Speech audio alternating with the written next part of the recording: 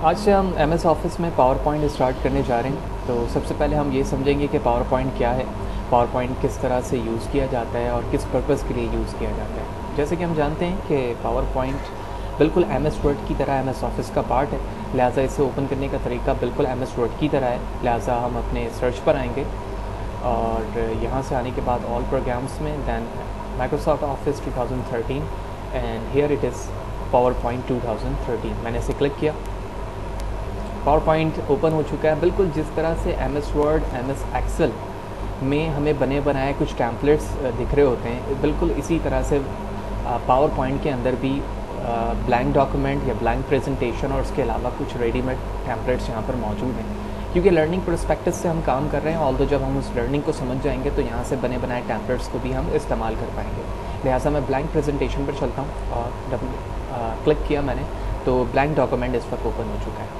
अब ये बात हमें समझनी है कि प्रेजेंटेशन क्या होता है और पावर पॉइंट का इस्तेमाल कब और क्यों किया जाता है। पावर पॉइंट का इस्तेमाल किसी भी प्रेजेंटेशन के लिए इस्तेमाल किया जाता है, जब आप किसी प्रोडक्ट की प्रेजेंटेशन कर रहे होते हैं। यानी फॉर एग्ज़ाम्पल आप किसी ऑर्गेनाइजेशन पे काम करते हैं और आप एक मैनेजर हैं, तो अगर आप किसी प्रोडक्ट को अपने CEO और उससे रिलेटेड तमाम लोगों को बताना चाहते हैं तो आपकी कोशिश ये होती है कि आप कंप्लीट डिस्क्रिप्शन बयान ना करें, बल्कि आप किसी पिक्चर्स या फिर शॉर्ट बुलेट्स या डेफिनेशन के ज़रिए से उस प्रोडक्ट के हवाले से प्रेजेंटेशन देते हैं। तो उस चीज़ के लिए आप पावर पॉइंट का इस्तेमाल करते हैं, जो डिफरेंट पर्सपेक्टिव से डिफरेंट जगह पर इस्तेमाल की जाती है, जहाँ पर भी प्रेजेंटेशन देने की ज़रूरत होती है।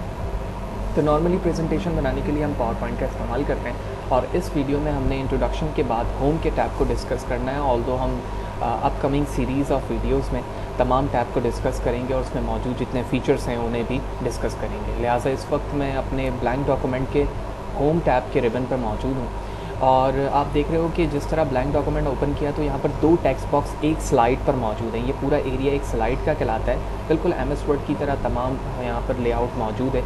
अगर आपने MS वर्ड के ट्यूटोरियल्स को या वीडियो सेशन को नहीं देखा है तो मेरी रिकमेंडेशन पहले ये है कि आप उस सीरीज़ ऑफ वीडियोज़ को देखें, दैन आप पावर पॉइंट की तरफ आएँ ताकि आप तमाम चीज़ों को बेहतर तरीके से यहाँ पर समझ सके। क्योंकि यहाँ पर ऑलमोस्ट तकरीबन चीज़ें MS वर्ड की तरह हैं, तो मैं काफ़ी थोड़ा सा फास्ट चलूँगा ऑप्शन के हवाले से, क्योंकि मैं बार उस पर टाइम ज़ाया नहीं करूँगा जो हम ऑलरेडी डिस्कस कर चुके हैं। तो लिहाजा ये एरिया जो हमारा पूरा है ये हमारे स्लाइड का है। इसके अलावा यहाँ पर नोट्स का ऑप्शन मौजूद है। जब आप इस पर क्लिक करते हो तो ये थोड़ा सा प्रीव्यू जो है वो 66% पर आ जाता है, यानी पूरा नोट्स आप देख सकते हैं जो कंटेंट लिखा हुआ आ रहा है आपकी स्क्रीन पे। इस तरह आप कमेंट पे जब क्लिक करते हो तो कमेंट का ऑप्शन आ जाता है। क्योंकि अब इस वक्त मैंने कोई भी कमेंट नहीं लिया हुआ है, तो आगे जब हम ऑप्शंस पे जाएंगे तो वहाँ कमेंट को भी डिस्कस करेंगे। ऑल्दो हम कमेंट्स के हवाले से कंप्लीट डिस्कशन कर चुके हैं जब हम MS वर्ड के सेशन को डिस्कस कर रहे थे। बिल्कुल जिस तरह MS वर्ड के अंदर ऑप्शंस होते हैं नॉर्मल लेआउट का, तो इस वक्त मैं नॉर्मल पे मौजूद हूँ। तो आप देख रहे हैं यहाँ पर नॉर्मल लेआउट है, मैंने इस पर क्लिक किया। इसके अलावा जब आप यहाँ पर आओगे तो स्लाइड सॉर्टर यहाँ पर मौजूद है। जब आप इसको क्लिक करोगे तो ये सॉर्ट होने के बाद एक स्लाइड यहाँ पर मौजूद है, तो एक ही पर ये होवर कर रहा है और भी कोई कंटेंट नहीं लिखा हुआ है, लिहाजा 1 है। अगर ये एक और होता तो इसके नीचे या इसके राइट साइड पर दूसरा आ रहा होता। फिर यहाँ पर आप आओगे तो आप देख रहे हो रीडिंग व्यू। जब रीडिंग व्यू पे क्लिक करोगे तो आप स्लाइड के अंदर जो भी कंटेंट होगा आपका वो सिर्फ रीडिंग मोड पर आएगा। अभी कुछ भी नहीं लिखा हुआ है, लिहाजा वहाँ पर कोई भी शो नहीं हो रहा है। देन आप कीबोर्ड से एस्केप प्रेस करो और उसके बाद थर्ड ऑप्शन स्लाइड शो का है। जब आप इस पर क्लिक करते हो तो ये स्लाइड आपके फुल स्क्रीन पर शो होने लग जाता है। ये किस तरह से शो होता है हम जब आगे जाएंगे तो तमाम चीज़ें हमें समझ में आएंगी। फिर इसके बाद जूम इन जूम आउट का ऑप्शन मौजूद है। मिनिमम आप यहाँ से जूम कर सकते हो। अगर आप इसे जूम करोगे तो ये 20% मिनिमम है, मैक्सिमम 200%। तो हमारा जो नॉर्मल वे होता है वो 100% का होता है, ताकि हम तमाम चीज़ों को अप्रोप्रिएट वे से देख सकें और उस पर काम कर सकें। तो हम ऑप्शंस की तरफ चलते हैं। सबसे पहले आप देख रहे हो कि डिफ़ॉल्ट तौर पर एक स्लाइड यहाँ पर मौजूद है, क्लिक टू ऐड टाइटल। तो हम फर्स्ट पेज पर हम हमेशा अपनी प्रेजेंटेशन का टाइटल लिखते हैं। तो फॉर एग्जांपल इस वक्त जो स्लाइड में बनाने चाह रहा हूँ, जो प्रेजेंटेशन बनाना चाह रहा हूँ, वो इंट्रोडक्शन टू कंप्यूटर साइंस के नाम से एक टॉपिक है। टॉपिक कुछ भी हो सकता है, उसके हवाले से बिल्कुल इस वीडियो सेशन के स्टार्ट पे मैंने बताया कि प्रेजेंटेशन क्या है और किस तरह से उसे रिप्रेजेंट करने का तरीका होता है। तो वो तमाम चीज़ें हम अपकमिंग सेशन पे भी देखते रहेंगे। तो यहाँ पर फर्स्ट पेज पर नॉर्मली आपका टाइटल होता है, जो टॉपिक होता है, और उसके बाद जो शख्स प्रेजेंट कर रहा होता है उसका नाम या फिर ऑर्गेनाइजेशन का नाम हम नीचे लिख रहे होते हैं। तो सबसे पहले मैं यहाँ पर लिखता हूँ अपने टॉपिक का नाम, इंट्रोडक्शन टू कंप्यूटर साइंस। सब टाइटल अगर आप देना चाहते हैं या एक और टाइटल बनाना चाह रहे हो, सब हेडिंग जिसको आप कह रहे होते हो, तो यहाँ पर आओगे और यहाँ पे मैं लिख देता हूँ कंप्यूटर टेक्नोलॉजी। तो आप देख रहे हो कि दोनों टेक्स्ट बॉक्सेस सेपरेट फ़ॉन्ट के बिहाफ पर थे। यहाँ पर फ़ॉन्ट साइज़ 60 है, जबकि यहाँ पर फ़ॉन्ट साइज़ 24 के रिस्पेक्ट से। इस टेक्स्ट बॉक्स को आप ड्रैग करके इसके साइज़ को भी कम कर सकते हैं और इसके साइज़ को आप कम के साथ साथ ज़्यादा भी कर सकते हैं, तो एज़ लाइक दिस। तो उसके बाद मैंने इसे मूव किया ऊपर की तरफ। यहाँ से मैं मज़ीद छोटा कर लेता हूँ ताकि टेक्स्ट ऊपर की तरफ दिखे। सब हेडिंग को मैं इस तरफ ले आता हूँ और इसी टेक्स्ट बॉक्स को कंट्रोल C के साथ कॉपी करता हूँ, पेस्ट करता हूँ और उसे मूव करके मैं यहाँ ले आता हूँ। और यहाँ पर इस टेक्स्ट बॉक्स के अंदर जो प्रेजेंटेशन देगा अपनी ऑर्गेनाइजेशन का नाम और साथ ही साथ जो प्रेजेंटेशन दे रहा है हम भी लिख दें। लिहाजा मैंने यहाँ पर अपना नाम लिखा और उसके बाद जो हमारे इदारे का नाम है हम उस चीज़ को लिखेंगे यहाँ पर। तो मैं फॉर एग्ज़ाम्पल यहाँ लिखता हूँ फ़ाद हुसैन फ्री कंप्यूटर एजुकेशन। उसके बाद मैं इस टेक्स्ट बॉक्स को बड़ा कर देता हूँ, तो यहाँ पर ये चीज़ रहेगी।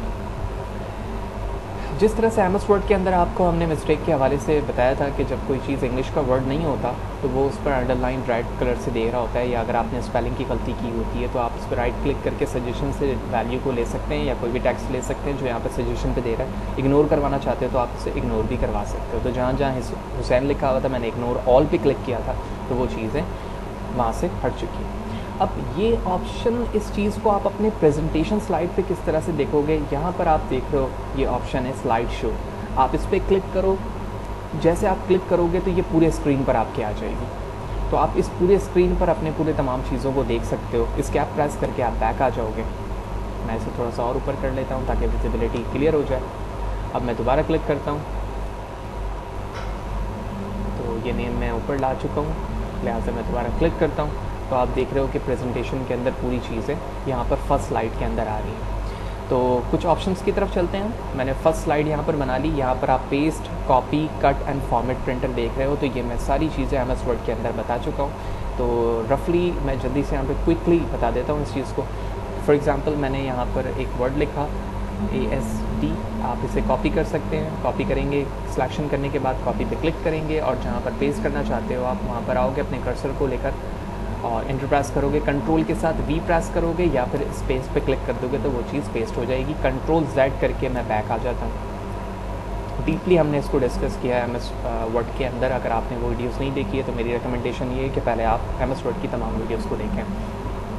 देन इसके बाद कट का ऑप्शन भी यहाँ पर मौजूद है। कट किसी टेक्स्ट को उस जगह से ख़त्म करता है और साथ ही साथ कॉपी भी कर देता है। तो मैंने कंट्रोल के साथ X प्रेस किया या फिर आप कट को क्लिक करेंगे तो वो टेक्स्ट वहाँ से ख़त्म हो जाएगा और साथ ही साथ कॉपी भी हो जाएगा। और जहाँ आप पेस्ट करना चाह रहे हो वहाँ पर आओगे, कंट्रोल V प्रेस करोगे तो आप देख रहे हो वो टेक्स्ट उस साइज़ के साथ वहाँ पर डिस्प्ले हो रहा है, क्योंकि जिस टेक्स्ट बॉक्स के अंदर आप पेस्ट करना चाह रहे हो उसका साइज़ डिफ़ॉल्ट तौर पर सिलेक्शन हुआ है 24, तो उस रिस्पेक्ट से वो वहाँ पर पेस्ट हो जाएगा। मैं कंट्रोल Z करके मल्टीपल टाइम बैक आ जाता हूँ।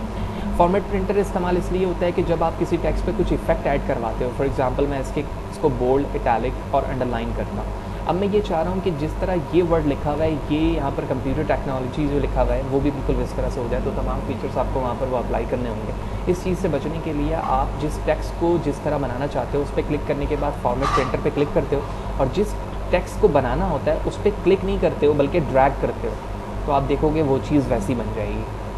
तो कंट्रोल Z करके मैं बैक आ जाता हूँ, मुझे ये यहाँ पर एडजस्ट नहीं करना था।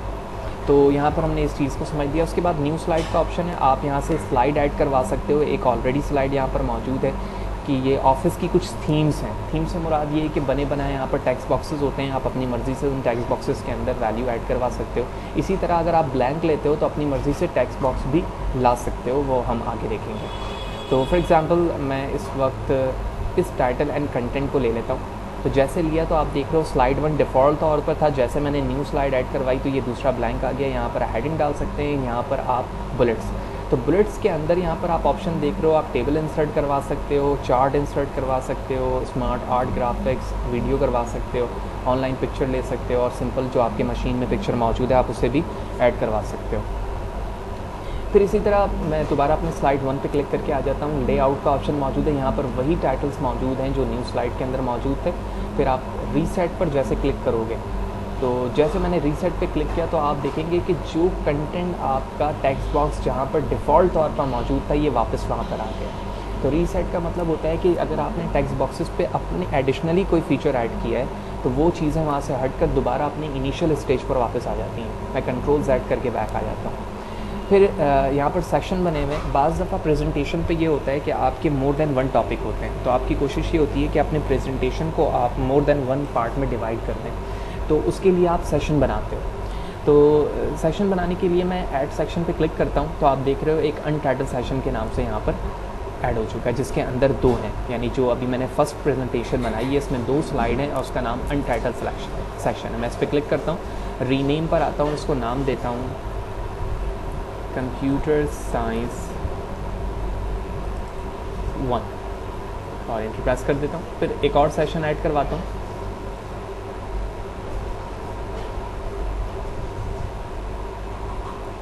ऐड सेशन पर आया और ये अनटाइटल है, लिहाजा इसको रीनेम किया और इसका नाम रखा मैंने IT2 इंटर। अब इस स्लाइड पे सिलेक्शन हुई है, लिहाजा जब मैं स्लाइड ऐड करवाऊंगा यहाँ से, आप देखिएगा मैं ब्लैंक करवा रहा हूँ, तो आप देख रहे हो कि इसमें ये आया है, इसमें नहीं आया है, लिहाजा ये ब्लैंक है। अब इस ब्लैंक के अंदर चीज़ें ऐड करवाने का तरीका ये होता है कि इंसर्ट पर आकर मुझे कोई शेप लेना पड़ेगा, लेकिन मैं यहाँ नहीं आऊँगा, बल्कि होम पे ही रहते हुए आप देख रहे हो यहाँ पर ड्राइंग का ऑप्शन है। तो यहाँ पे ये बॉक्स हमारा कहलाता है टेक्स्ट बॉक्स। मैंने इसे क्लिक किया, एक टेक्स्ट बॉक्स ड्रॉ किया यहाँ पर ड्रैग करके माउस से, और उसके बाद आप जो टेक्स्ट चाहें यहाँ पर लिख सकते हैं। बिल्कुल, क्योंकि आपने ब्लैंक लिया था तो यहाँ पर कोई चीज़ें मौजूद नहीं है। आप टेक्स्ट बॉक्स लेते जाएंगे, इसके टेक्स्ट के साइज़ को भी आप चेंज कर सकते हैं। इसके लिए यहाँ पर ऑप्शन मौजूद है, ये आप देख रहे हैं फ़ॉन्ट का, लिहाजा मैं फ़ॉन्ट की सिलेक्शन करता हूँ। उसके बाद बोल्ड कर सकता हूँ, इटैलिक कर सकता हूँ, अंडरलाइन कर सकता हूँ, शेडो बना सकता हूँ टेक्स्ट का। फिर आप जो स्टाइल हमने स्ट्राइक थ्रू पे देखा था कि क्रॉस एक लाइन बनकर आ जाती है उस टेक्स्ट में।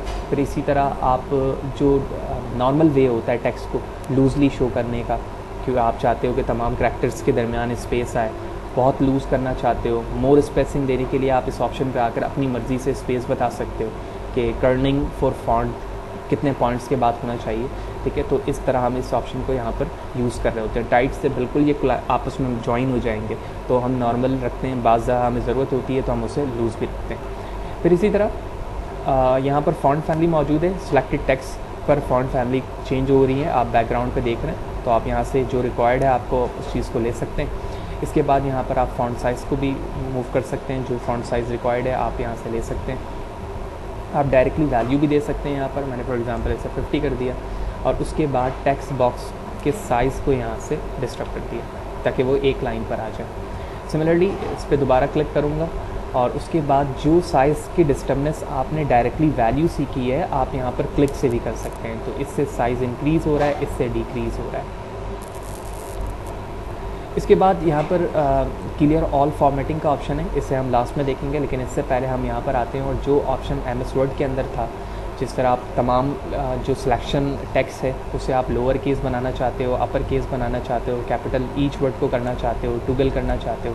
टुगल पे पहला अल्फ़ाबेट स्मॉल हो जाता है, बाकी तमाम करैक्टर कैपिटल हो जाते हैं। ये तमाम फ़ॉन्ट के स्टाइल के ऑप्शन में मौजूद है।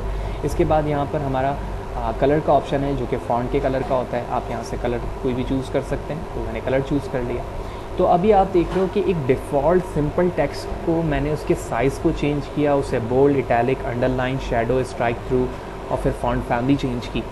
अगर मैं इन तमाम चीज़ों को ख़त्म करके दोबारा उस स्टेज पर वापस आना चाहता हूँ जो डिफ़ॉल्ट टेक्स्ट दिख रहा था जब मैंने टेक्स्ट बॉक्स ऐड करवाया था और लिखा था Fahd Hussain free computer education, तो इस चीज़ के लिए मैं दोबारा इस चीज़ पे क्लिक कर दूँगा। तो जैसे मैं क्लिक करूँगा तो आप देख रहे हैं Fahd Hussain free computer and computer के नाम से वो टेक्स्ट लिखा आ गया और दोबारा वो बिल्कुल इनिशियल स्टेज पर चला गया जहाँ से डिफ़ॉल्ट पोजीशन थी। इसके बाद आप अगर मोर देन वन टेक्स्ट बनाना चाहते हो तो टाइटल हेडिंग हमने यहाँ पर डिस्कस किया था और उसके बाद हमने यहाँ पर ये देख लिया कि एक से ज़्यादा सेशन किस तरह से बन रहे होते हैं। तो हमने अपने प्रेजेंटेशन स्टेज पर वापस आ जाते हैं जहाँ में हमने टाइटल पेज बनाया था। देन दूसरे पेज पर आता हूँ जहाँ पर मैंने टाइटल बनाया था। तो इस टाइटल के अंदर आप अपने बारे में थोड़ा सा इंट्रोडक्शन देते हो, क्योंकि जब आप टॉपिक डिस्क्राइब कर रहे हो तो सबसे पहले अपने बारे में बताओगे। तो उस चीज़ के लिए भी आप यहाँ पर शॉर्ट डिस्क्रिप्शन दे सकते हो कि आपने एजुकेशन कहाँ से हासिल की, जो भी शॉर्ट डिस्क्रिप्शन पॉसिबली हो सकती है वो यहाँ पर लिखते हैं। लेकिन इस वक्त हम ऑप्शन डिस्कस कर रहे हैं। सेपरेटली हम प्रेजेंटेशन की भी एक वीडियो सेशन रखेंगे जिसके अंदर पूरे प्रेजेंटेशन को हम डिस्कस करेंगे। वो उसी वक्त पॉसिबल है जब हम तमाम ऑप्शन को यहाँ से समझ लें। इसके बाद दूसरी स्लाइड पर इस वक्त मौजूद हूँ मैं, और यहाँ पर पैराग्राफ का ऑप्शन है। तो जिस तरह एम एस वर्ड के अंदर टेक्स्ट अलाइन का ऑप्शन मौजूद था, अगर मैं यहाँ पर लिखता हूँ एक हेडिंग,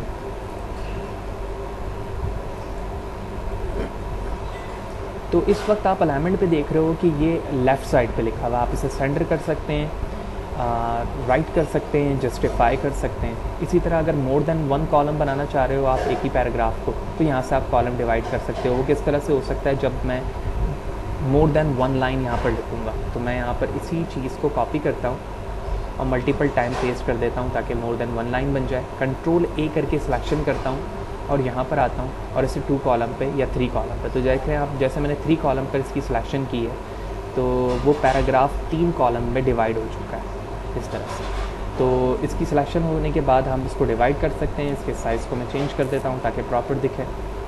देन दोबारा सिलेक्शन करता हूँ इसकी। इसी तरह यहाँ पर आप देख रहे हो कि लाइनों के दरमियान स्पेस है। आप ये स्पेस खुद से भी दे सकते हो या फिर आप इसे ख़त्म भी कर सकते हो। मिनिमम 1 का ऑप्शन यहाँ मौजूद है। ये इंटेंट का ऑप्शन होता है, ये अभी डिसेबल हुआ हुआ है। जब आप सेपरेट जगह पर लिख रहे होते हो तो किसी भी पैराग्राफ को, यानी ये फाद यहाँ से स्टार्ट हो रहा है, तो जब मैं इसे डिक्रीज़ करूँगा तो यहाँ पर होगा और इंक्रीज़ करूँगा तो ये आगे की तरफ मूव होता रहेगा। ये पूरा पैराग्राफ मूव होगा इस तरह से। मैं टैप से कर रहा हूँ अभी, तो इस तरह से ये इसकी मूवमेंट होगी आगे की तरफ और ये पूरा इंटेंट मूव हो जाएगा। कंट्रोल Z करके मैं बैक आ जाता हूँ। फर्दर ऑप्शन को देखते हैं। टेक्स्ट डायरेक्शन आप यहाँ पर देख रहे हो। मैं टेक्स्ट डायरेक्शन को पॉसिबली यहाँ पर ज़ाहिर करने के लिए अपने स्लाइड 1 पर आता हूँ क्लिक करके, और यहाँ पर आप देख रहे हो कंप्यूटर टेक्नोलॉजी लिखा हुआ है। मैं इस पर क्लिक करता हूँ डबल, और उसके बाद सिलेक्शन करने के बाद टेक्स्ट डायरेक्शन पर आता हूँ। तो आप यहाँ से देख रहे हो कि आप अपने टेक्स्ट के डायरेक्शन को चेंज कर सकते हैं यहाँ से। बाज़ दफ़ा हेडिंग पर या टाइटल पर हमें इस चीज़ की ज़रूरत होती है कि हम रोटेशन चाह रहे होते हैं, तो यहाँ से आप टेक्स्ट के डायरेक्शन को चेंज होता हुआ नीचे देख रहे हो। टेक्स्ट डायरेक्शन चेंज करने के बाद आप अपने टेक्स्ट साइज़ को, यानी टेक्स्ट बॉक्स को बड़ा कर लो तो आप बेहतर तरीके से अपने टेक्स्ट को देख सकते हो एज लाइक दिस। अगर मूवमेंट आपको बेहतर नहीं लग रही है तो आप डायरेक्टली जाकर ख़त्म भी कर सकते हैं, और अगर इसी तरह आप इस टेक्स्ट बॉक्स की रोटेशन करके इसे दोबारा सीधा भी कर सकते हैं, जिस तरह मैंने यहाँ पर कर लिया, और उसके बाद अपने टेक्स्ट बॉक्स को यहाँ पर मूव कर दिया। इसके बाद आप देख रहे हैं टेक्स्ट अलाइन यहाँ पर मौजूद है। अलाइनमेंट क्या कर रहा होता है, ये बुलेट लिस्ट में हमें प्रॉपर दिखेगा। इस चीज़ के लिए दोबारा मैं यहाँ पर आता हूँ अपने स्लाइड 2 पर, जहाँ पर मैंने टेक्स्ट बॉक्स पे मल्टीपल्स कॉलम बनाए थे। इन कॉलम को ख़त्म करता हूँ पहले।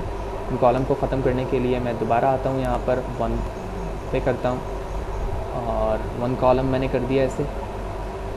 टॉप पर मौजूद है, मिडल पर मौजूद है और बॉटम पे मौजूद है। तो अलाइनमेंट आपको कॉलम वाइज जो है टॉप, बॉटम एंड मिडल की तरफ लेकर आ रहा होता है। यानी इस तरह अगर मैं यहाँ पर एक बुलेट पे पॉइंट लिखता हूँ,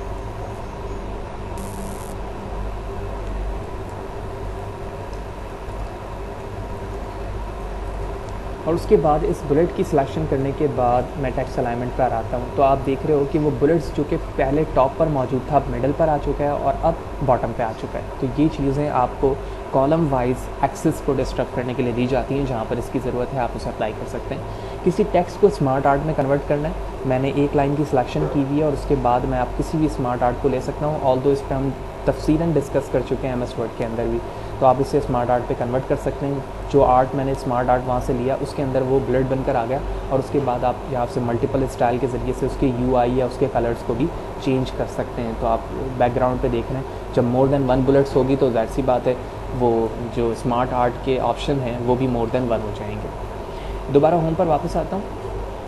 इसके बाद यहाँ पर कुछ शेप्स मौजूद हैं, जिस तरह MS वर्ड के अंदर शेप्स मौजूद थे। अगर आप उन शेप को यूज़ करना चाहते हैं तो उन शेप को भी यूज़ कर सकते हैं। उसके लिए मैं एक और स्लाइड लेता हूँ अपने कंप्यूटर साइंस 1 के सेशन पे, लिहाजा न्यू साइड क्लिक करता हूँ, ऐड सेशन करवाता हूँ।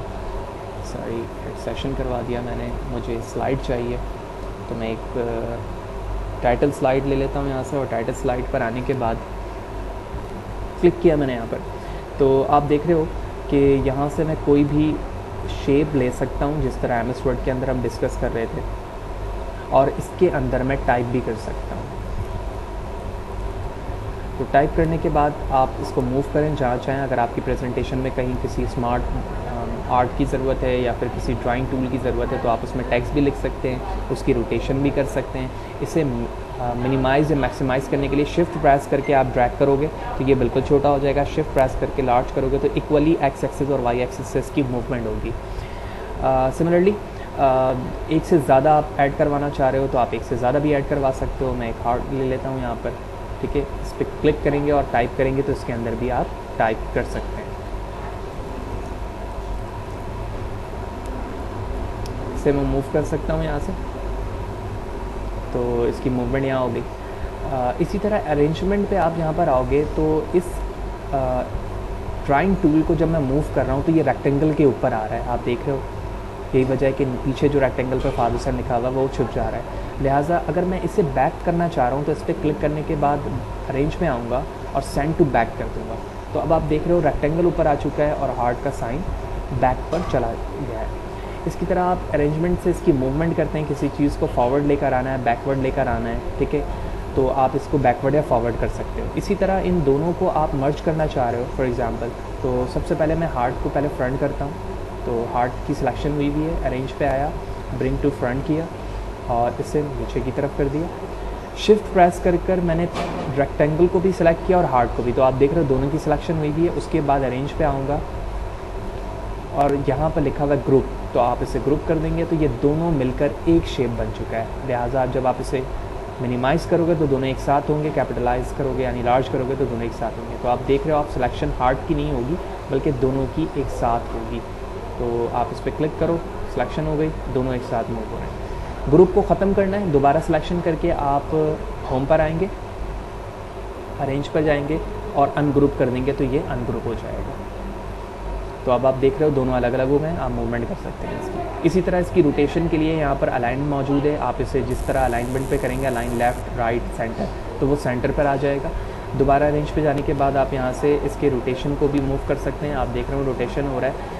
सिलेक्शन पेन पर आओगे तो जितने आपने डायग्राम्स या इमेजेस ली हुई होंगी वो यहाँ से आप इनेबल या डिसेबल उसको सिर्फ दिखने के रिस्पेक्ट से कर सकते हो। तो आप देख रहे हो आई ओपन है तो वो दिख रहा है, आई को मैंने क्लोज़ किया क्लिक पर तो वो चीज़ इनविजिबल हो गई। तो यहाँ से आप उसे विजिबल या इनविजिबल कर सकते हो। सिमिलरली होम के टैब पर आगे क्विक स्टाइल मौजूद है। आप यहाँ से किसी टेक्स्ट बॉक्स के अंदर जो कंटेंट मौजूद है उसके स्टाइल को चेंज कर सकते हैं। कैसे? इसके लिए मैं दोबारा अपने कंप्यूटर साइंस प्रेजेंटेशन के फर्स्ट पेज पर आता हूँ और जो हमारा पहला एरिया था इसको सिलेक्शन करने के बाद मैं क्विक स्टाइल पर आता हूँ और यहाँ से आप ओवर करते जाएंगे तो आप बैकग्राउंड पे उसकी स्टाइलिंग देख रहे हैं। इस तरह आप उसकी स्टाइलिंग कर सकते हैं। फिल कलर चेंज करना है, आप फिल कलर चेंज कर सकते हैं। यहाँ से कोई कलर नहीं चाहिए, नो कलर कर देंगे। मैंने इसे ब्लैक कर दिया। शेप आउटलाइन चाहिए आपको तो आप आउटलाइन पे कोई भी कलर कर सकते हैं, तो मैं रेड कर सकता हूँ। यहाँ से मैंने सिलेक्शन कर ली। वेट बनाना चाह रहे हो यानी आप थिकनेस चाह रहे हो बॉर्डर की, तो आप यहाँ से लेकर उस पर आप अपनी मर्ज़ी के मुताबिक कलर चूज़ कर सकते हैं। तो आप देख रहे हो कि अब उस रेड कलर की जो मैं यहाँ से सिलेक्शन कर रहा हूँ उसकी थिकनेस ज़्यादा है प्रीवियस से। दोबारा सेलेक्ट करता हूँ, शेप इफेक्ट पे चलता हूँ तो यहाँ से आप बिल्कुल एम एस वर्ड के अंदर जिस तरह शेप का इफेक्ट था आप यहाँ पर इफेक्ट ऐड करवा सकते हो अपने टेक्स्ट बॉक्सेस के अंदर भी। तो आप देख रहे हैं ग्लो करवाना चाह रहे हो आप उस टेक्स्ट बॉक्स के अंदर ग्लो भी करवा सकते हो। तो बैकग्राउंड पे देख रहे हो रिफ्लेक्शन करवाना चाहते हो रिफ्लेक्शन करवा सकते हो, तो आप रिफ्लेक्शन देख रहे हैं। किसी वर्ड को फाइंड करना है, जिस तरह एम एस वर्ड के अंदर हम फाइंड पे क्लिक करके वो वर्ड लिखा करते थे वो फाइंड हो जाता था, आप फाइंड कर सकते हैं। इसी तरह आप रिप्लेस भी कर सकते हैं जो कि सेकंड ऑप्शन पे मौजूद है। फॉर एग्जांपल मैंने डिफरेंट जगह पर फ़हद लिखा है, मैं उस फ़हद को रिप्लेस करना चाह रहा हूँ हुसैन से, तो फाइंड मैच रिप्लेस ऑल का मतलब है तमाम चीज़ें रिप्लेस हो जाए, जितने भी फ़हद ने। मैंने उसे क्लिक किया, 17 जगह पर मैंने ये वर्ड लिखा था जो कि हुसैन से रिप्लेस हो चुका है, जिनमें से एक आप यहाँ पर भी देख रहे हो। सिलेक्शन पर आओगे, सिलेक्ट के ऑप्शन पर सिलेक्ट ऑल का मतलब है जितने टेक्स्ट आपके कर्सर जहाँ पर मौजूद है टेक्स्ट बॉक्स में उसकी सिलेक्शन हो जाएगी। अगर वहाँ पर कोई ऑब्जेक्ट है तो ऑब्जेक्ट सेलेक्ट हो जाएगा और आपने अगर कोई पेन दिया हुआ है विच मीन जो ऑब्जेक्ट था हमारा, फॉर एग्जांपल इस स्लाइड नंबर 3 पर मैं आता हूँ और यहाँ पर आने के बाद मैं सिलेक्शन ऑब्जेक्ट करता हूँ तो आप देख रहे हो कि वो सिलेक्शन का ऑप्शन ओपन हो गया और यहाँ से आप चाहो तो उस ऑब्जेक्ट को यानी उस पेन को सिलेक्ट कर सकते हो, जैसे कि मैं यहाँ पर क्लिक करने के बाद कर रहा हूँ। तो इस तरह हमने ऑप्शंस पे तमाम चीज़ों को डिस्कस किया होम के अंदर कि प्रेजेंटेशन क्या है और होम के टैब के अंदर जितने ऑप्शन हैं उसे हम प्रेजेंटेशन में किस तरह से इस्तेमाल कर सकते हैं। नेक्स्ट वीडियो सेशन के अंदर हम इंसर्ट को देखेंगे कि इंसर्ट के अंदर क्या ऑप्शन है और उसे किस तरह से हम पावर पॉइंट प्रेजेंटेशन पे यूज़ कर सकते हैं।